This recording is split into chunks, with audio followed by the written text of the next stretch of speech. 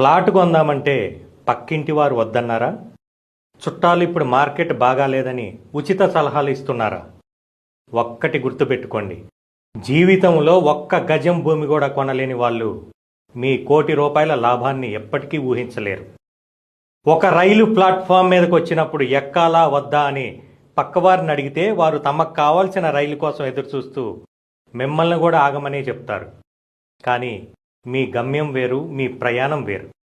మీ రైలు వచ్చినప్పుడు ఎక్కకపోతే ఆ తర్వాత మిగిలేది కేవలం పశ్చాత్తాపమే. భూమి అనేది పెరుగుతున్న చెట్టు లాంటిది.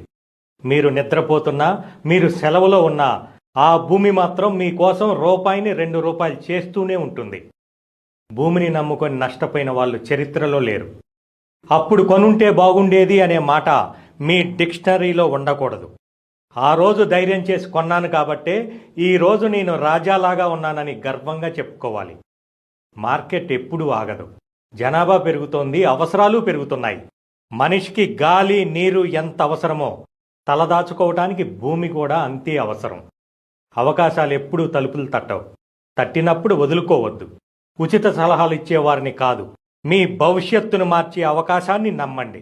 ఈరోజే మీ ఇన్వెస్ట్మెంట్ జర్నీని మొదలుపెట్టండి. భూమిని నమ్ముకోండి, మీ తలరాతని మార్చుకోండి.